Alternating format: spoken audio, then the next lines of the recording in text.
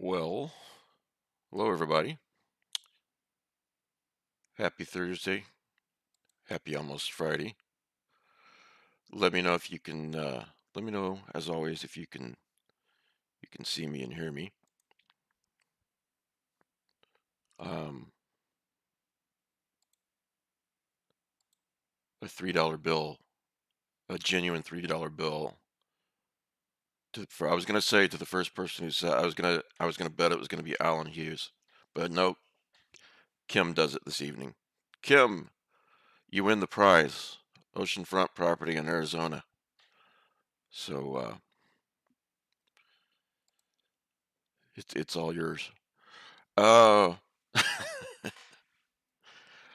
I don't know how much you guys are gonna want me around tonight because I'm not having a good night. Oreo's kind of taking a turn for the worse. Um, I won't spend the whole time thinking about this, but I got off the phone with Danielle. She's on vacation. I think I mentioned that to you guys. Her and Logan are on vacation visiting her sister in Florida, and I was just telling her what was going on. Oreo clawed the hell out of my uh, I don't even know if you can see that on camera, but clawed the hell out of my hand yesterday and again today, and it's probably because I guess what happens when cats are in pain or uncomfortable or anywhere near pain. It's not like they can say to you, hey, Dad, I'm in pain. Do something about it. It's it's more like you try to pick them up and move them, then that hurts them more, no matter how gentle you are. And so the only thing they know to do is, um, retaliate. So uh, we're getting closer to having to put her to sleep because I don't want to do that, but I don't want her to be in pain. And yeah, so I'm really, really worried about it. And I'm kind of being a bummer on the Thursday night podcast. Um, so sorry about that, but just wanted to explain. Um, Sorry. Told Danielle an hour ago when I was on the phone. I said I got to figure out how to make myself happy so I can do this podcast for my folks in an hour. So I don't know how good a job I did. I watched a little bit of X Files.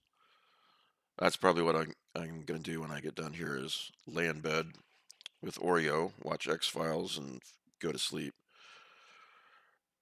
Got woken up early this morning. You're really getting an inner picture into my life here today. Got woken up early this morning by Danielle. I'd had about 3 hours sleep, and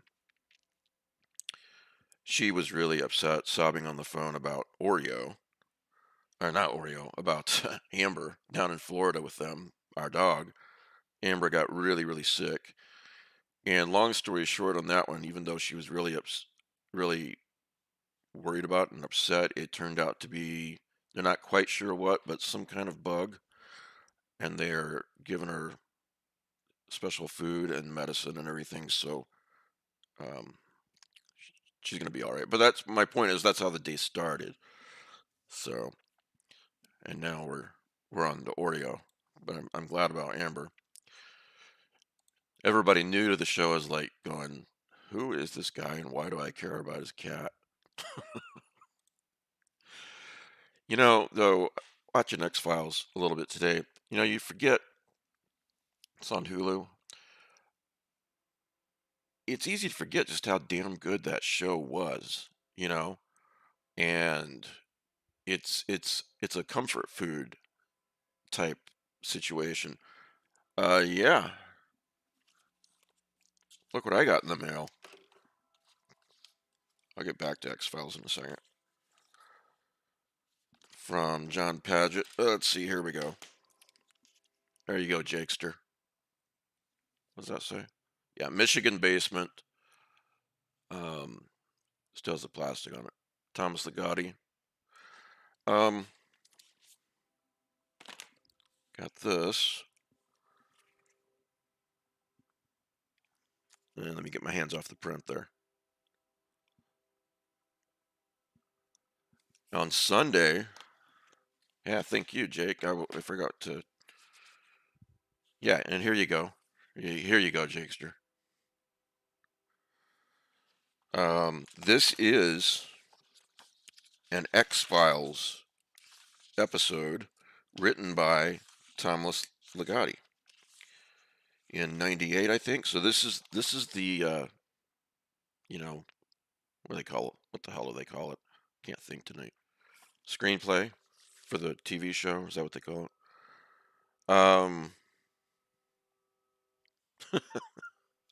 So I'm looking forward to reading that. And then John sent me this Pictures of Apocalypse, Thomas Ligotti, and he sent me two records, which I have yet to open, and I'll do that and show that off on Sunday probably.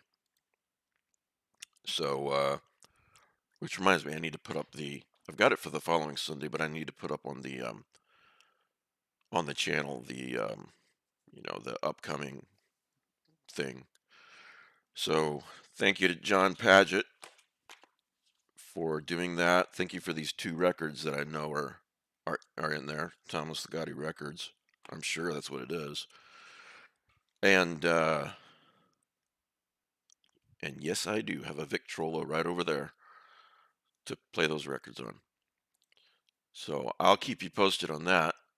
But yeah, okay, so yeah, that's natural X-Files to Thomas Ligotti with with all of us, right? Oh, hey, let's say hi to everybody. Brian, Chaz, Jakester, Edward.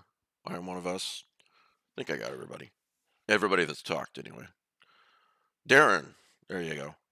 Anyway, so yeah, that was such a damn good show. And now look, watching an episode today, it's just like, man, this is great comfort food. And I've said this before, but the best way to watch X Files is at night in the dark. All the lights off. Not because it's necessarily scary or anything like that, but just because that's the mood. So I am going to do that when I'm done talking to you guys. All right, you'll recall. Hey, Suzanne. You will recall that last Thursday I did this early because I wanted to go see Longlegs for my obligatory um, one theater per year thing, and it was great. Yeah, I'm not saying go watch it in the theater if you can wait, but it's not Godzilla. You don't need a big screen for it, but it's a really good movie. It's a really good horror movie. I don't want to build it up too much. It's not the greatest horror movie of all time, but I am damn glad I went to see it. And it's very unsettling. I forget the actress's name, um, but she's the 21st century scream queen, that's for sure. And uh, she's a great actor. She really is. There's some really unsettling scenes like that. I'm not going to give anything away, but there's this part where she goes home after she's an FBI agent. And she goes home and she's studying the file at home and everything. I think this is set in the trying to remember mid '90s maybe. Anyway, um, yeah, mid '90s. That's right. And, just the whole, what if somebody was outside your house or in the woods surrounding, you know, that kind of thing. How many stars would I give it out of 4? Darren asks. Can I give half stars or do I have to give full stars? Like 1 to 4. So tell me that and I'll let you know. Um, when I found out Nicolas Cage was in it, I almost did not see it. I mean, I do like him and everything, but I just didn't think, oh, he's not going to be right for this kind of film. But he was, and he's in it minimally. He's not in it very much, just enough. Um, I can give half stars. Then I would give it 3.5 stars, Darren. So, and I know it's the same actress, but I did get that same kind of It Follows vibe from it, even though I think that's the only thing it has in common. Um,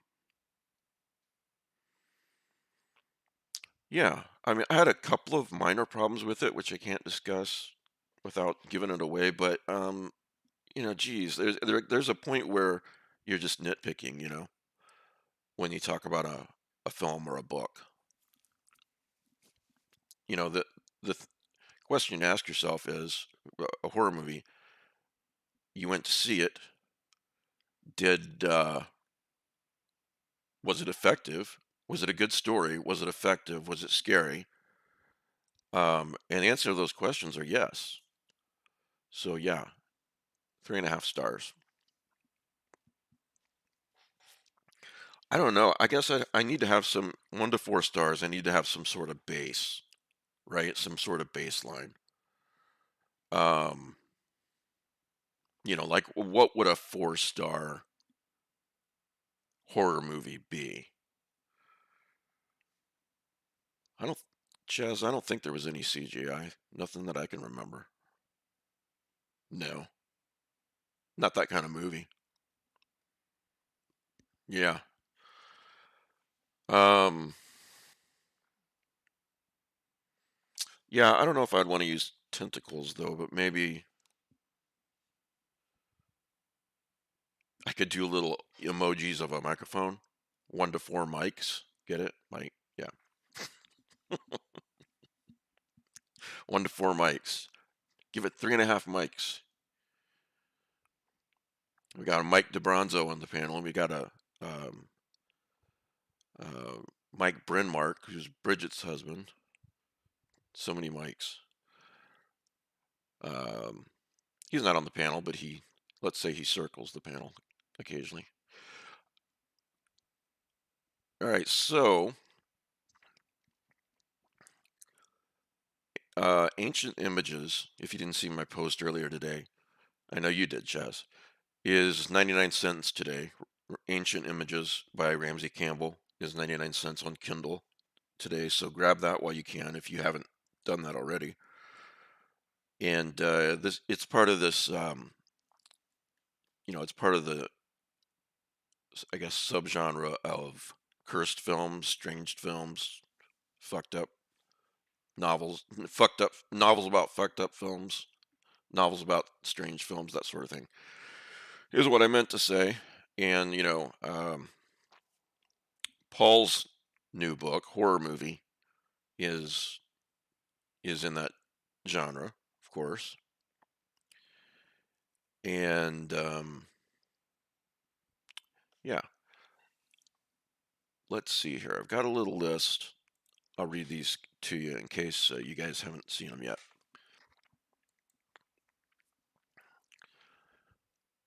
Five of my favorite, this is on the Lovecraft eZine website. 5 of my favorite books about cursed films and strange films. I posted this after John Langan and I and the gang interviewed Paul about horror movie. Anyway, you can go there and read it for yourself. I've got links, but Universal Harvester is a great one by John Darnielle. Bonus, it takes place in Iowa and it's set around a video store. Doesn't get any better than that. Uh, Kim and Darren, I don't, I don't disagree. I like both. I mean, if you could see around me, I've got bookshelves everywhere filled with books. Um, I mean, hell, you can see a little bit behind me. It's just, you can carry an entire library with you in a Kindle too. So they both have their positives and their negatives, their pluses and minuses. So anyway, Universal Harvester is set in the late 90s in Iowa during winter and around a video store. So, love that. Memento Mori, The Fathomless Shadows by Brian Hauser. This one's got kind of a King in Yellow vibe to it, or more than a vibe. Hell, um, there's layers upon layers in that book. I'm not going to read all of these, but I do want to read The Universal Harvester, a little bit of it. Life in a small town takes a dark turn when mysterious footage begins appearing on VHS cassettes at the local video hut. So begins Universal Harvester, the haunting and masterfully unsettling new novel from John Darnielle. Jeremy works at the Video Hut in Nevada, Iowa. It is a small town in the center of the state. This is the late 1990s, and even if the Hollywood Video in Ames poses an existential threat to Video Hut, there are still regular customers. A rush in the late afternoon. It's good enough for Jeremy. It's a job, quiet and predictable, and it gets him out of the house where he lives with his dad and where they both try to avoid missing mom, who died 6 years ago in a car wreck. But when a local school teacher comes in to return her copy of Targets, an old movie starring Boris Karloff, she has an odd complaint. Yes, there's actually an anthology. Yeah, okay, you already know about it. I think there's more than one. She has an odd complaint. There's something on it, she says, but doesn't elaborate. 2 days later, a different customer returns a different tape, a new release, and says it's not defective exactly, but altered. There's another movie on this tape. Jeremy doesn't want to be curious, but he brings the movies home to take a look, and indeed, in the middle of each movie, the screen blinks dark for a moment, and the movie is replaced by a few minutes of jagged, poorly lit home video. The scenes are odd and sometimes violent, dark, and deeply disquieting. There are no identifiable faces, no dialogue or explanation. The first video has just the sound of someone breathing. But there are recognizable landmarks. These have been shot just outside of town. In Universal Harvester, the once placid Iowa fields and farmhouses, now sinister and imbued with loss and instability and profound foreboding. Um, so yeah, it's really good. Okay, so Memento Mori and Drive Shaft by Michael Butler. I think I sent that one a few months ago to the 25 and up Patreons 1 month. Uh, it's about a horror film that pops up from the 70s on YouTube, and it stars Margot Kidder. So, and then Night Film by Marisha Pessel. And of the five, last but not least, Experimental Film by Gemma Files. I'm sure many of you guys have read that one. Um, yeah, there are short stories in that genre. Distant Signals. I'm trying to think if that's the one that I'm thinking of. Um, I think Max Booth um, did it. Um, Max Booth and someone else. Um, edited it. Yeah, here we go. Here we go. Perfect. Lost Films, Edward. It's called Lost Films, edited by Max Booth and Laurie Michelle. And it's not bad. It's $5.98 on Kindle, $15.79 print. And 19 authors, both respected and new to the genre, team up to deliver a collection of terrifying, eclectic stories guaranteed to unsettle its readers. In Lost Films, a deranged group of lunatics hold an annual film festival. The Lost series finale of The Simpsons, they're not over with, corrupts a young boy's sanity, and a VCR threatens to destroy reality. Brian Evanson, Gemma Files, um, and a bunch of others. Jessica McHugh, Christy DeMeester, Izzy Lee. So there's there's one for you. I think it's mostly novels, but there is that anthology. So anyway,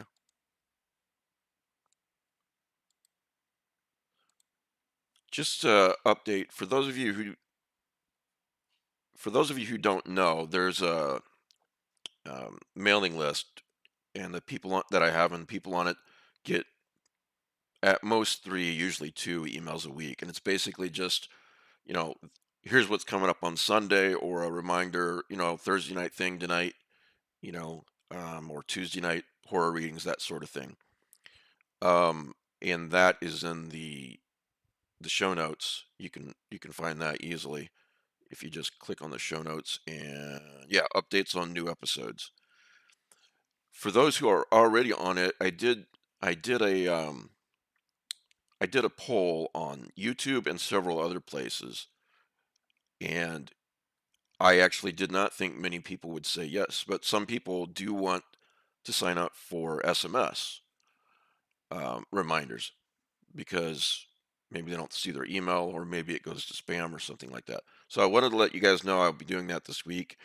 It's the same thing as the if you do sign up for SMS to be reminded of my Tuesday, Thursday, and Sunday shows. It's it's the same deal. At most, you're going to get three texts a week, and there's just going to basically be, hey, um, well, I don't have the SMS hooked up yet, Chaz, but I will this week. And so you can sign up for the mailing list. If you look at the show notes, you've got links and social media, and then under that, updates on new episodes. It's MailChimp. And then I'll send out when I get the SMS set up, I'll send out a note to everybody on that list and say, hey, if you'd rather do SMS, here's how you do it. So I wanted to let you guys know that. And it's just a good way to get reminders about the shows, and hey, is it at 11 or is it at 10? That kind of thing. So I don't like spam, so I'm not going to spam you. So that's all those are. Okay, so tomorrow, early evening, I'm going to be doing a Patreon podcast episode, recording it with Laird Barron, and we're going to talk about what he's got coming up, and everything he's got going on down the line, and what he's been up to. And also, I posted this on Patreon. If you are a Patreon, um, just at the $5 a month and up level, you'll be able to see this. You'll be able to see this episode or listen to this episode when I put it up this weekend. My point is, though, if you have a question for Laird that you'd like me to pass on to him, put it in there.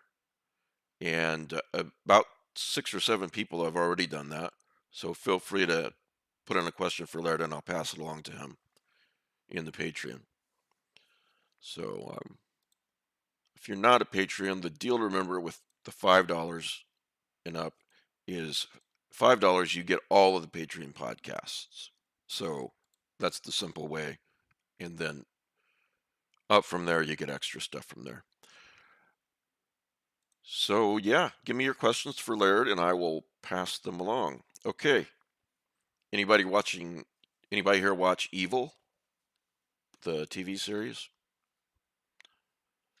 Um, I love that show. And two things. Number one, DeBronzo and I and Alan Hughes and Matthew Carpenter and maybe some others will be yeah, I don't watch much TV, but sometimes I just am too tired to read. But Evil is worth keeping up on. It's just wow. It's cool. But anyway, we've done 2 episodes so far for the Patreons, and we're basically doing a rewatch series of Evil. And we've done episode 1 and episode 2 of season 1. And Monday night we're going to record episode 3 rewatch, and we're just going to keep doing that. Uh, now that DeBronzo is back in the country, we can get back on track with that. We paused for him. He went to Europe with his family. Son of a bitch. Lucky guy. Uh then he got COVID, poor guy. But the other thing about it is Kim okay, out of 4 seasons, the Antichrist baby baptism from the previous episode is my favorite episode. Wow. It was so gothic for one thing with the stone church and the stormy night, it was a dark and stormy night stuff. Hokey, but it's fun to watch. Um and the thing with Evil is they get a little hokey, but they know they're hokey. They have fun with it. And anyway, I love that episode. And then the latest is that same episode where David is remote viewing somebody who's just insanely depressed because he lost a child, and he's going to kill himself and his family just to stop the pain. And David sees him, but then there's this really cool moment where the guy's like, he feels David watching him. It's really cool. It's really done very, very well and very creepy. Anyway, if you watch Evil, if you're not caught up on it, they're still really banging out some great episodes. They've got about 5 left and then they're done. I believe about 5 left. Yeah. Okay. On Sunday, I'm going to have Sean Hamill on the show, friend of mine, and he wrote Cosmology of Monsters, and his new book is titled The Dissonance, and I'm going to talk to him about that. Did he? I can't believe he didn't sign this. Uh, anyway, it's a good book. Check it out. I can't remember if it's out yet or not. I'll have to look it up. But that's what's going on Sunday. Talked about long legs. Okay. Yeah, Cosmology of Monsters. That was a really great first book. Stephen King read it and liked it too, actually. Um, all right, on the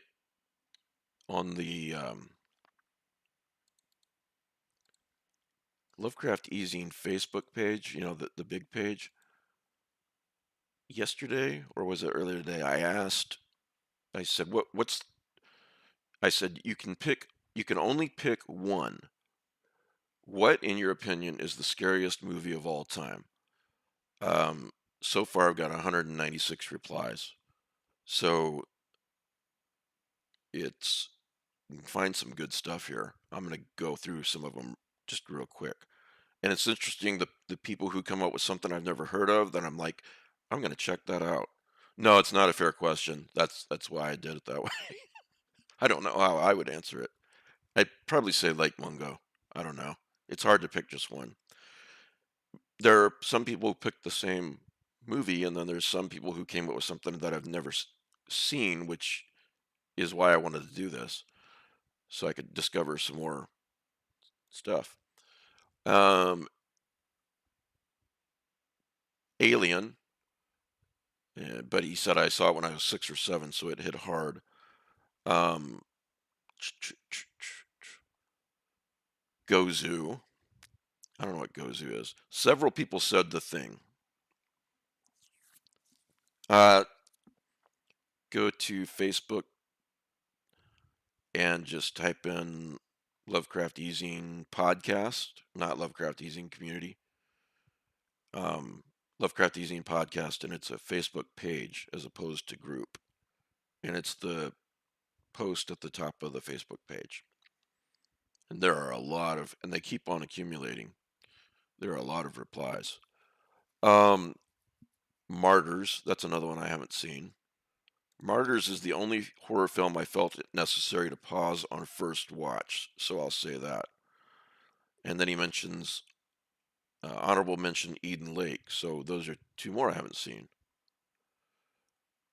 And okay, several people mentioned Event Horizon, and then this is the one I'm going to check out first. Um, Someone says the film that still gives me, having watched horror movies in 6 different decades, I'm getting there, buddy. The film that still gives me the creeps more than any other is a little known 1972 Spanish made for television short called La Cabina. It's well worth seeking out and is even available on YouTube, I believe. I won't give away any details, but just to recommend it to anyone willing to spend 35 minutes of their time discovering it. And I apologize for any subsequent nightmares. I'm going to check it out, especially if it's free to watch. Oh, yeah. Um, so I haven't seen it yet. Looks good. I mean, sounds good anyway. Another person when they were 9, silver bullet scared the ever living crap out of me. Yeah, me too. And I was like, well, it was a couple years later. It was on video. I was 11 or so when I saw it. I was down in Florida with relatives, and we all watched it. Jew on. Am I saying that right? I was 28 and had to open my closet with a broom before I went to sleep. Another mention of Event Horizon, The Ritual, another mention of The Thing, another mention of The Thing, Oculus, 1408. Yeah, there was some scary points to 1408. That's true. I haven't seen it since it came out, and that's what, 20 years ago, something like that. Someone says The Grudge remake because they say there are creepier scenes in the original, but the remake is just so scary. So I guess really both. The Descent, another mention of Alien, and I found several mentions of The Haunting, 1963. And I was happy to see someone mention The Changeling with George C. Scott, and someone mentioned The Fog. And I bring up all three of those together because it's nice that older movies like that are still scaring people. 1963, The Fog is 1980, The Changeling is 1980 also, I believe. So I'm not going to go down through 190 replies, but I just wanted to hit the highlights. Um,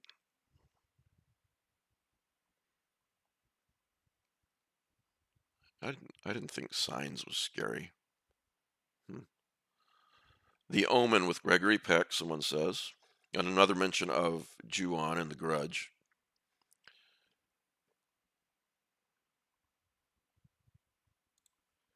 Last week, Ramon says, last week I saw an Argentinian movie called When Evil Lurks, 2023. You can find it at Netflix. A really graphic and disturbing film, really amazing. It even reminded me of The Whisper in Darkness from H.P. Lovecraft. The story happens in a small village in the countryside and has this sensation of cosmic horror related to powerful demons that change the balance of good and evil. Um, I haven't seen that. I'll have to see that.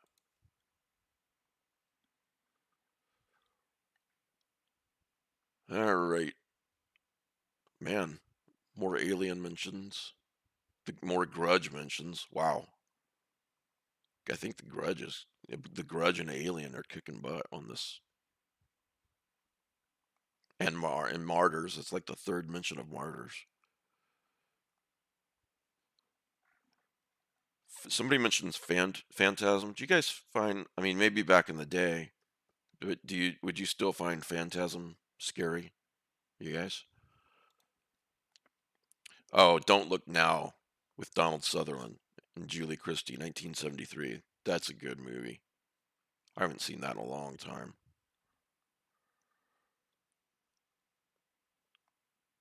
Yep. Showgirls. Remember that from Scream? So anyway, there we go. Um,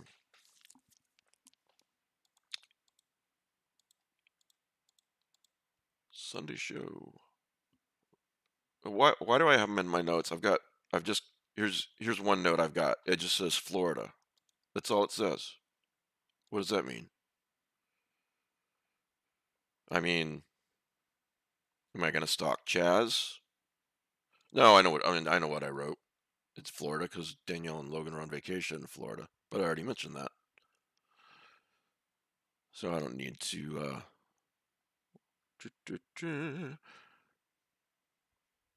all right. Cthulhu the Musical sells out record bar with unlikely combo of puppets and Lovecraft. An article on somewhere on the web. Let me link to that for you guys. There you go. Now you too can read this article. Puppeteers for Fears. And there's a trailer there.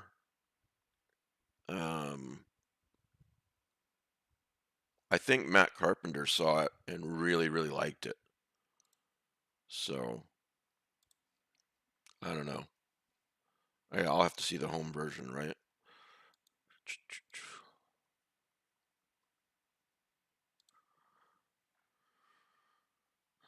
All right. What are you guys reading and watching? Or reading or watching? Oh, got this in the mail. Screaming Quietly. Charles L. Grant. The best of Charles L. Grant. Short stories. And illustrations in it and everything, too. So I can't wait to dive into this. I know I've read probably some of them or maybe even a lot of them back in the day, but um, this is not available on Kindle.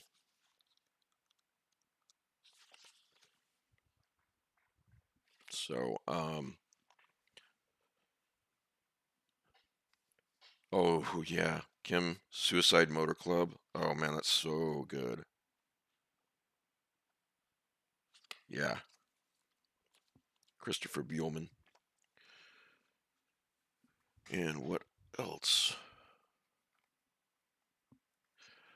Oh, that's the other stuff is on Kindle. Let's see here. Right. The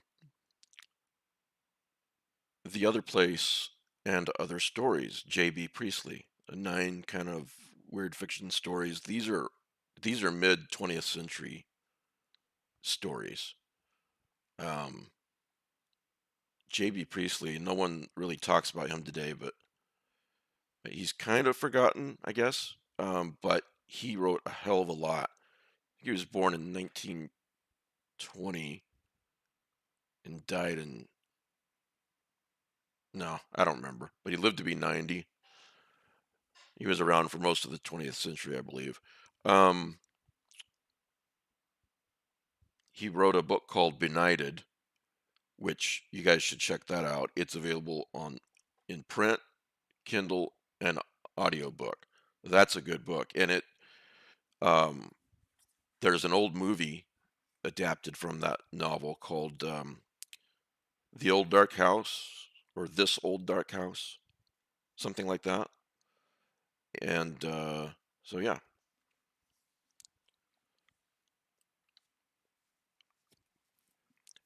you're reading Amy Cross. She wrote a short story. There's a short story in one of her collections, and it breaks the fourth wall.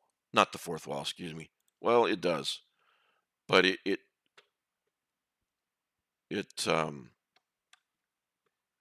can't remember the title. This is gonna drive me nuts. Hmm. What is the word for um, a TV show? I mean, that's an absolutely stupid question. A sitcom. That's what I'm trying to think of. The word sitcom. Okay, she wrote a short story called Sitcom, which is absolutely the best of its kind that I have ever read. Um, and let's see which collection that is in. Um, Strange Little Horrors and Other Stories. Yeah, Strange Little Horrors and Other Stories. It's actually on Kindle Unlimited.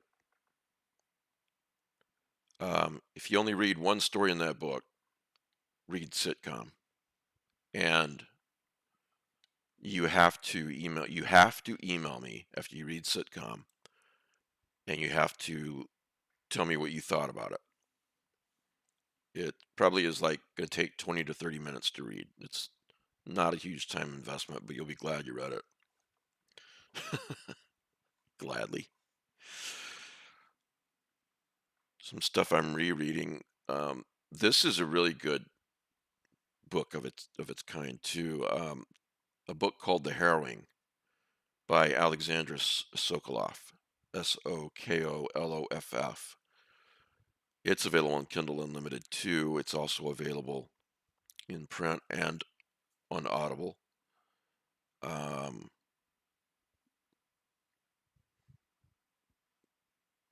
yeah, I'm not going to say too much about it except to say that it's set on the thing and during the Thanksgiving holiday at this college where almost everybody goes home for Thanksgiving except like 4 or 5 kids, uh, college kids to me. And when you're reading this book, and then they're drinking and taking pills or weed or whatever they're doing, and so inevitably somebody pulls out the yeah, Gotcha by Ray Bradbury is the scariest short story I've ever read. Um, but they, you know, inevitably pull out the paranormal stuff, and you're probably, you're rolling your eyes. Um, I'm gonna tell you guys something that is very frustrating for me.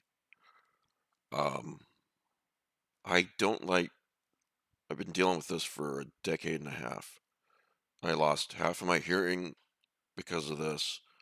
Um, I'm in pain a lot because of this, fatigue a lot because of this chronic illness.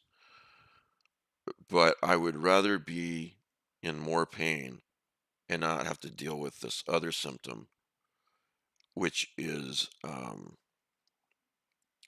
you know, how like we all do this, where you're like trying to think of a word and you just can't think of it. It's a word you use all the time, or a name or something like that. We all do that. I do it like 20 times a day. It's really frustrating, and that's why I take, write down notes and everything for the shows. And um, so all that is to say this, in the harrowing, they pull out, it's called fibrofog, and I just, yeah, um, it's right on the tip of my tongue. What is the thing that people pull out, and they, use a planchette to talk to ghosts? Ouija board. There we go. I knew if I talked about it, it'd come to me. Anyway, okay, so these kids, they're drinking and everything. Inevitably, they pull out a Ouija board, right? Which at this point you can be like, rolling your eyes. I've seen this story a million times, right? But it doesn't really go that way, and it takes an interesting turn, and it's definitely worth checking out. It's definitely worth reading. Um, so I mentioned Benighted. Did you guys read Stephen King's latest? You Like It Darker? I kind of skipped around, but I've got them like 90. I think I've got it like 95% read. Some of the stories I liked, some I didn't, but he's still a damn good writer. Um, I think my favorite story, for those of you who have read this, my favorite story in You Like It Darker is Danny Coughlin's Bad Dream. Um, I think that's my favorite one. I also enjoyed The Answer Man, which is the last story in the book. It seems to me, maybe, especially with those two stories. Yeah, I thought the same thing, Chaz. I love Stephen King's work. I mean, I've gotten so much entertainment from the guy over the years, over the decades. So I don't mean to disrespect him at all. But if somebody would have submitted to that story to me for an anthology, or when the Lovecraft eZine magazine was going on, I would have thought this is a beginning writer and they need to work on their craft a lot. It's called On Slide and Road. Um, I'm just like, what? Oh my God, that story is terrible. I would have rejected it. I would have thought it was from a beginning writer. Um, Willie the Weirdo was a weird little story that wasn't really hold my interest too much until like the last paragraph. And then I'm like, oh, should have seen that coming. So that was pretty cool. Okay, so it looks like I actually have two more stories to read. The Turbulence Expert and Red Screen. Did I read The Dreamers? That's what happens when you skip around. Yeah, Answer Man. It seems like to me with Danny Coughlin's Bad Dream, guys, for those of you who read this, and with The Answer Man, I don't want to fall into the trap of reading something into the author's intent or state of mind that wasn't really there. But that said, Stephen King is closing in on 80, and I'm thinking, in these two stories, he's really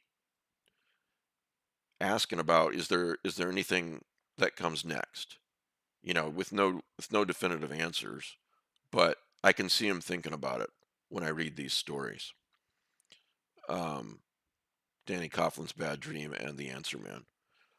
Um, in Danny Coughlin's Bad Dream, a couple times they say something like, belief is hard.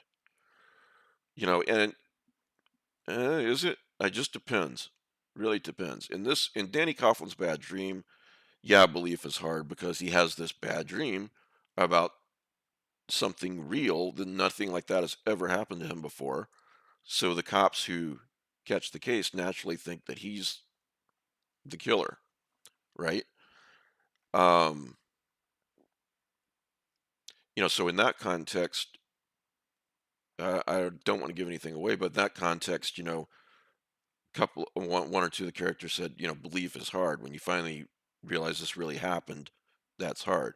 Belief is not hard in the sense of superstition is everywhere, even in the 21st century, and seems like people will believe anything without evidence at all.